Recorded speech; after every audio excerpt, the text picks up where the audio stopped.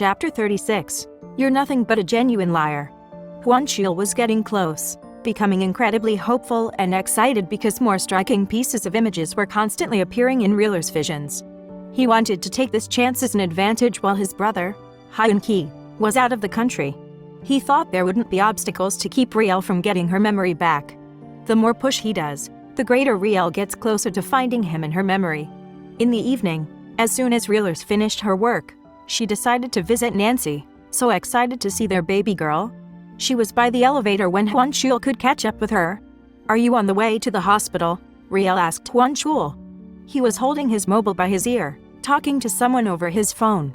"Yes, I'm going now, but I must buy some things for the baby first. I wish I could go with you, but something came up, so we could go together tomorrow." "Yeah, sure." Junie would drive me to the mall and then to the hospital. Would I let him come back for you? No need. I was calling for Mangben to pick me up. Junie is your driver. He's all yours for tonight. "See you tomorrow then," said Huan Qiu.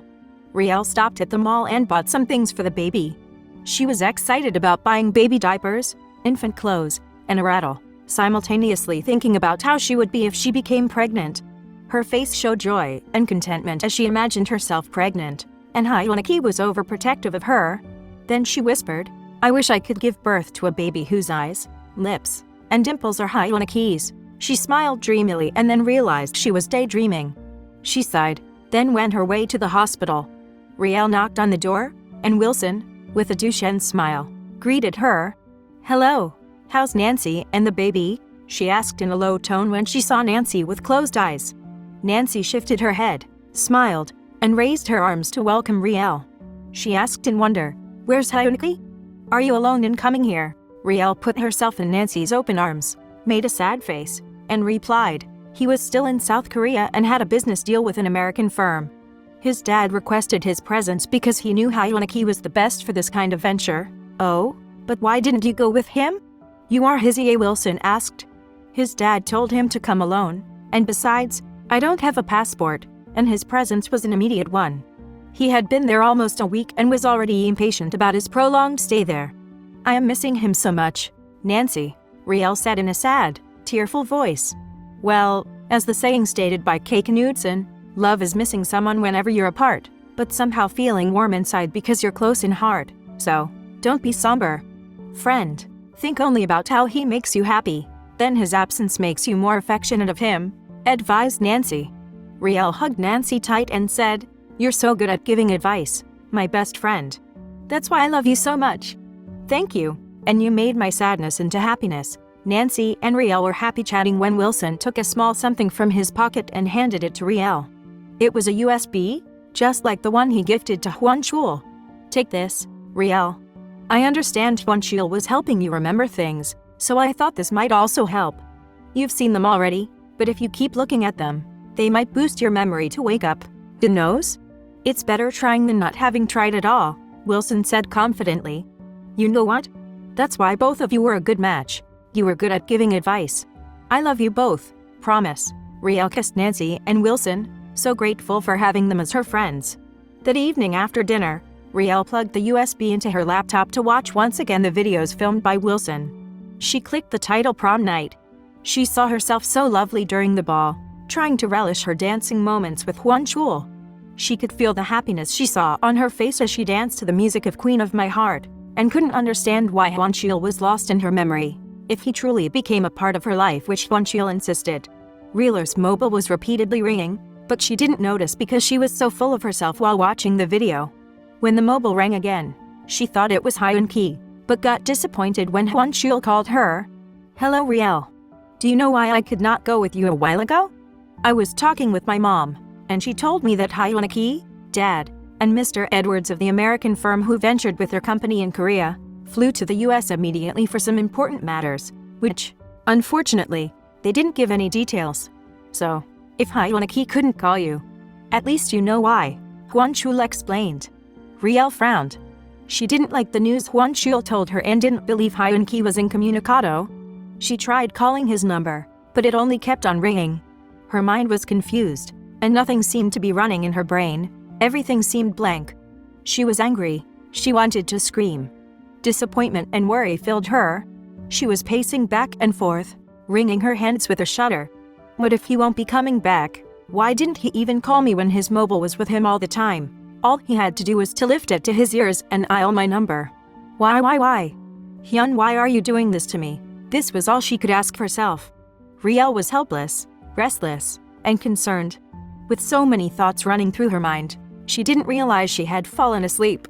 Early in the morning of the following day, Riel got up. She looked at her watch. It was 7 a.m. She thought it could be 7 p.m. in America. She dialed Hyun's number, but it was not ringing anymore. The more Riel got worried, her heart seemed to explode. A little bit longer, her mobile rang. It was Hwan Chul. Hello, Riel. We are on our way to pick you up. Are you ready? Hwan Chul asked.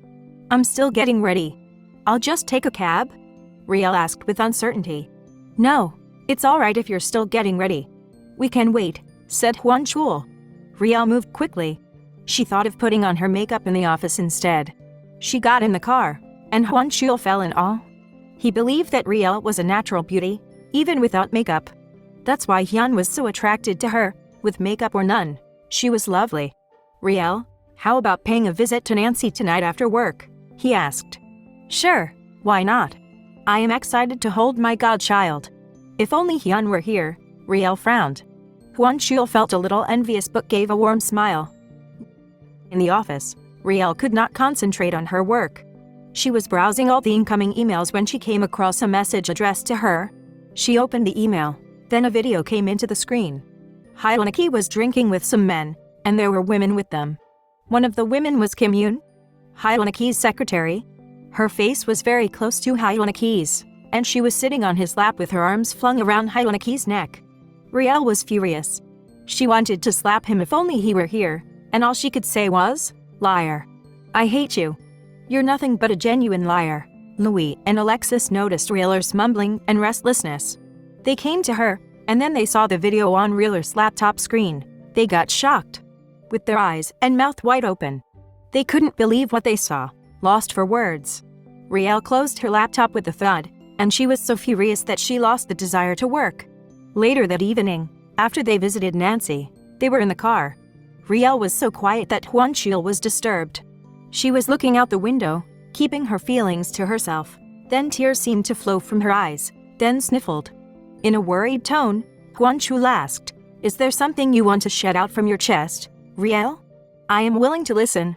Riel then burst into tears, and with an angry tone, she opened up. That brother of yours was so easy for him to take me for granted. Why?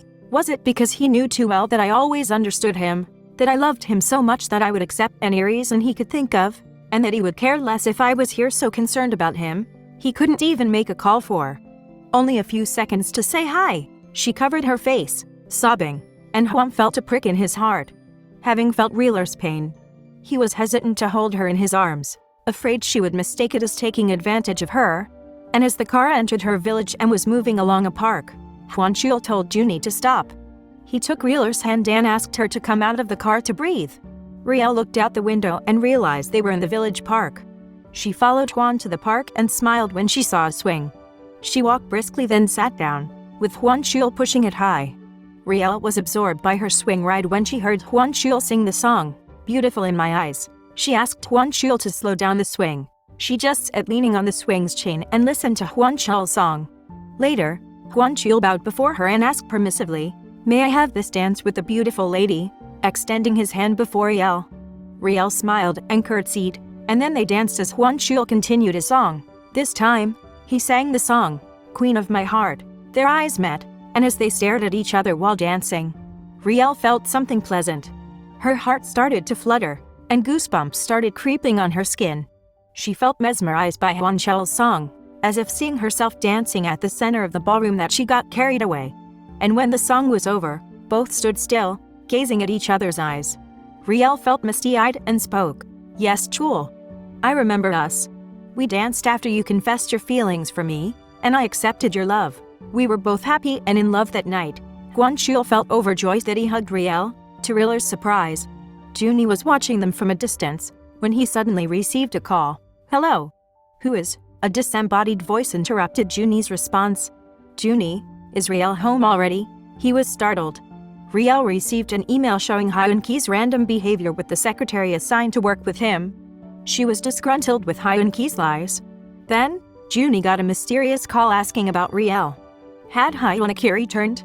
Keep following the Windows of the Heart series. Thank you.